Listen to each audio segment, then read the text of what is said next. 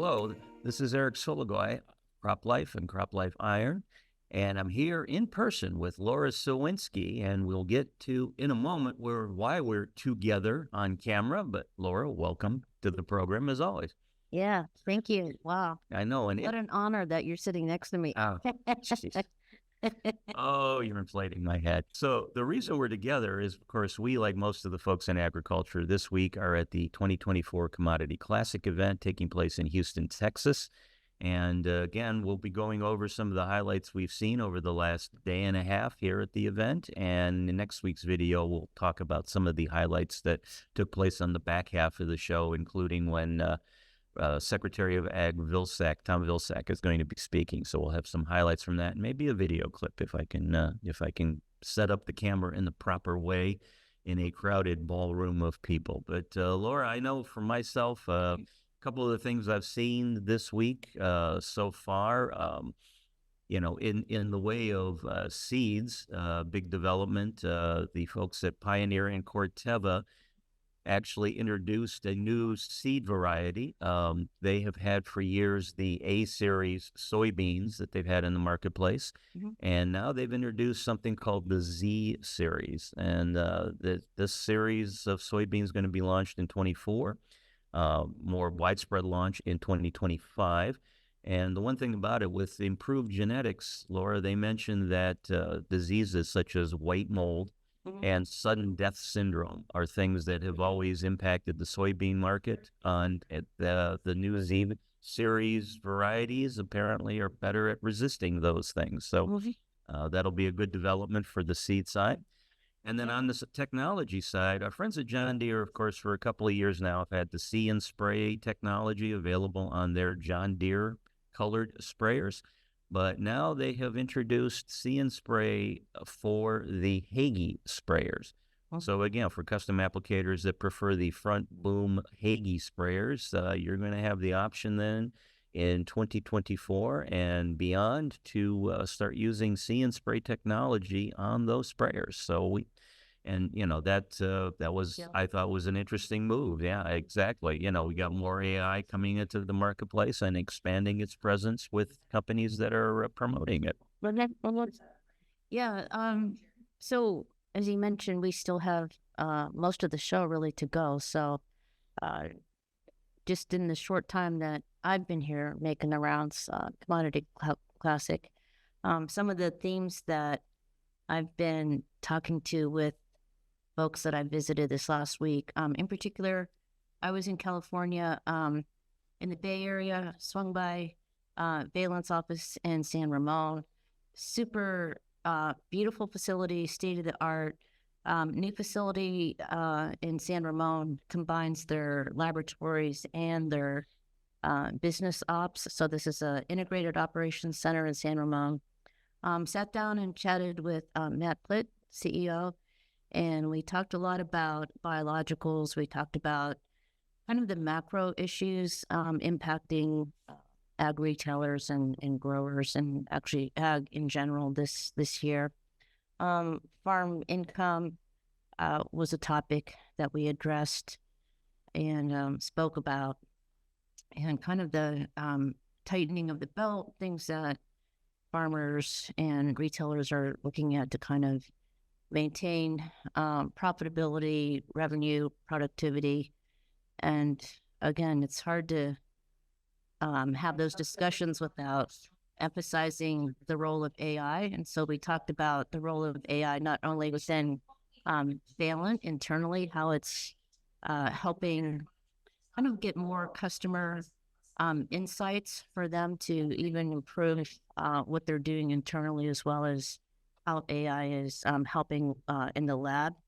Matt mentioned predictive, in other words, AI helping to tease out some things that will guarantee and improve, again, kind of overall what we're doing, which was interesting because, as you recall, a couple of weeks ago, I was in St. Louis visiting with Bayer. Right. And they mentioned that as well.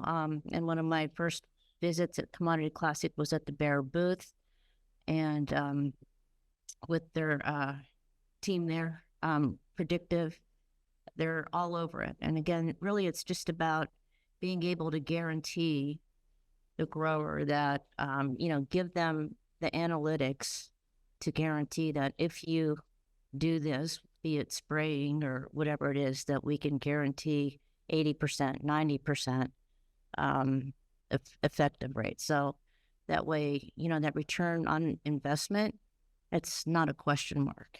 It's something that they could really depend on. So that was great. Of course, I think the whole biorationals, biologicals theme was really something that Matt and I discussed as well.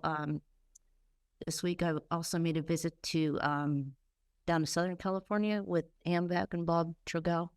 A lot of focus on that. And Bob actually talked a lot about not only the domestic market, but obviously what they're doing in Brazil and elsewhere. So our big crop protection series and the cover story in April in CropLife, I'll focus on my visits with Bayer, Mosaic, AMVAC, and Valent. So, but really excited, honestly, to kind of cruise around the trade show floor and gather a lot more. Just this is only my second time at Commodity, and I thought I had seen all the big trade shows in my former life with supply chain and transportation and, being at the McCormick Center oftentimes. But this is just a mother of a trade show. Well, yeah. And again, lots to see and do. And as I said, viewers, we'll have some more highlights from our time here after we've finished with next week. So one other thing to mention, of course, this morning, Laura, you and I were up at the Buckeye Breakfast. The Ohio corn and wheat and soybean folks get together every year for a breakfast and to kind of talk about what's going on in my home state of Ohio. In my home state. Your home state, but I actually still live there. So anyhow, one of the things they mentioned, again, videos recently, we've been talking a lot about how there's a lot of activity in the soybean market and everybody's expecting big things from renewable diesel and aviation fuel that'll be based from soybean. And one of the speakers at this morning's breakfast mentioned that in Ohio, that up until now, they've had crush capacity for about half the soybean crop.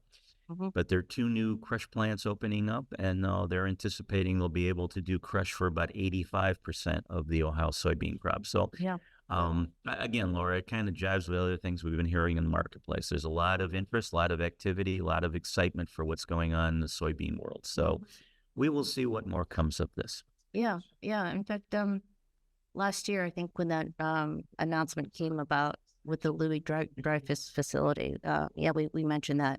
Yes. I was surprised. It actually was just under. It wasn't even half of the soybeans. Yep. So there's lots of sent out of state. So lots of developments on that front. Yeah. So again, we'll be following these as we move along. Well. Yeah. Excellent. Well, we have to get to the floor, but before we go, Laura, I actually do have for you your favorite segment of the show. Time for Fun with Numbers.